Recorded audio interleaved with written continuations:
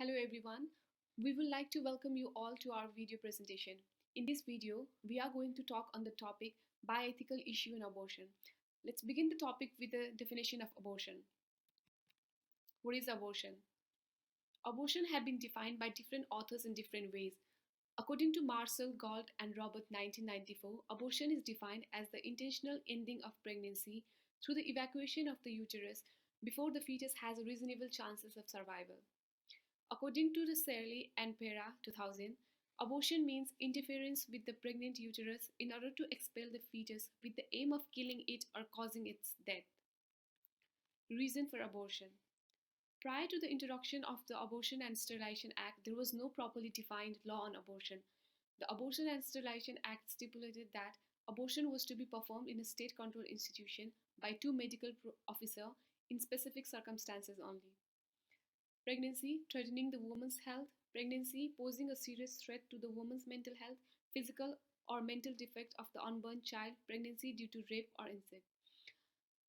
The Abortion and Sterilization Act was replaced by the new Termination of Pregnancy Act, and this new law promotes reproductive right and extends freedom of choice by affording every woman the right to choose whether to have a safe and legal termination of pregnancy according to their individual belief.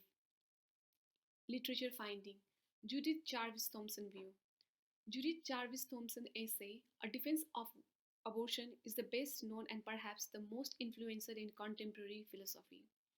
Thomson developed powerful thought experiments designed to different situations where a woman could be pregnant but wished to terminate her pregnancy. The purpose of those experiments was to prove Thomson's idea that abortion is always morally permissible. Thomson made the assumption that her experiment covered all possible causes of pregnancy, and she proved the moral permissibility to abort in all three cases. And then she concluded that abortion is never immoral. Don Marquis' view. According to Don Marquis, the reason murder is wrong that it deprives a person of a value of his or own future. According to him, the future of a standard fetus includes a set of experience, projects, activities, and such which are identical with the future of adult human being and are identical with the future of young children. So, he claims that an abortion causes a fetus to lose a valuable future. So, abortion is morally wrong except in the extreme circumstances. He further stated that the reason that is sufficient to explain why it is wrong to kill the human being after the time of birth is also the reason that applies to fetuses. Let's see the arguments for and against abortion. The abortion debate is the ongoing, and the two sides that involved in this debate are pro-life and the pro-choice. The pro-life supporters argue that the fetus is a distinct human from the moment of conception. Thus, every individual has a fundamental right to life, which must be protected. If the pregnancy is the result of carelessness on the mother's part, she should have to deal with the consequences. A woman have a duty not to kill their unborn baby unless the woman's life is in danger. If the abortions are unconditionally accepted by society and easily obtainable, abortion promotes a culture in which human life is disposable. In contrast to the pro-life, the pro-choice supporters urge that no woman can call herself free who does not control her own body. A woman's body belongs to herself, and she should be free to do what she seems necessary for her body and the overall health in any situation. The fetus is not yet a human being because it cannot survive outside the uterus on its own. Ethical issue in abortion. Abortion is the most difficult and controversial moral topic. Many people view abortion as a murder of unborn children. On the other hand, some people view it as a freedom for women. For the purpose of the discussion, we include the following issues. The fetus right. For many philosophers, whether or not it is morally permissible to terminate a pregnancy and at what stage termination may occur depend entirely upon the moral status of a fetus itself. The main argument against abortion maintains that a fetus does have a moral status and perhaps even a moral right, and on those grounds, termination of pregnancy is morally impermissible. Karl Barth In arguing on the right of the fetus, he stated that the fetus or an embryo has its own autonomy, saying that it has its own brain, nervous system, and even its own blood circulation, that it can have its own illness without the mother being sick, and it may be healthy when the mother is critically ill. It may also die as the mother still live and could be rescued through surgical operation after the mother's death. For him, it is a human being in its own right. On the other hand, Joseph Fletcher argues that a fetus has no moral standing since it does not have any trait of person. The woman's right and her obligation.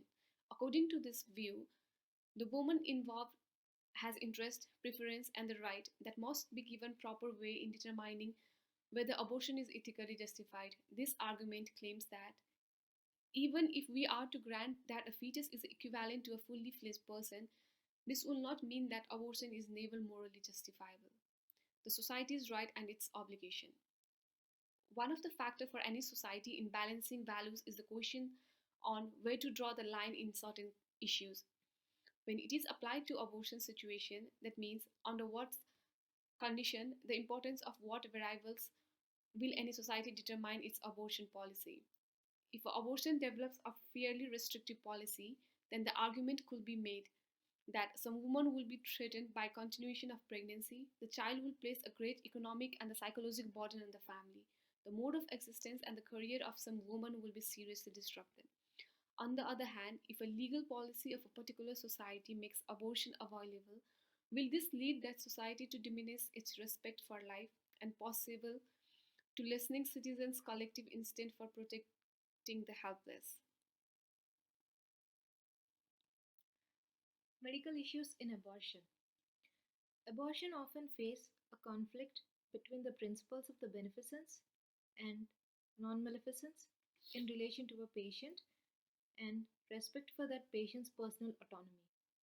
In such cases, the physician's judgment about what is in the patient's best interests conflict with the patient's preference. The physician then has to decide whether to respect the patient's choice or to refuse to act on the patient's preference in order to achieve what the physician believes is to be better outcome for the patient. Medical profession and abortion. Interruption of the pregnancy poses the most difficult dilemma for the physician, as it appears to run counter to the medical obligations to treat the disease and to preserve life. The medical professionals encounter three sets of problems in this issue. The first one is all about the way he or she follows the morality of abortion. The second involves how the healthcare institutional policies affect the personnel, while the third is on the question of professional ethics. From the discussion, we recommend that abortion is not always permissible, but neither it is always impermissible. When reasons for having an abortion are trivial, then abortion is not legitimate. When the reasons are serious and involve the health or the welfare of the woman, then abortion is justifiable.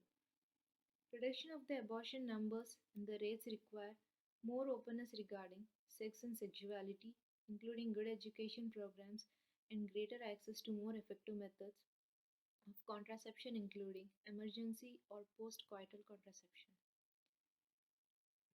Hence, we conclude that abortion is a complex issue and every individual in the communities hold a range of personal belief about its ethical acceptability. Proponents identifying themselves as pro-choice contend that choosing abortion is a right that should not be limited by governmental or religious authority and which outweighs any right claimed for an embryo or fetus. Opponents identifying themselves as pro-life contend that personhood begins at the conception and therefore abortion is an immoral killing of an innocent human being.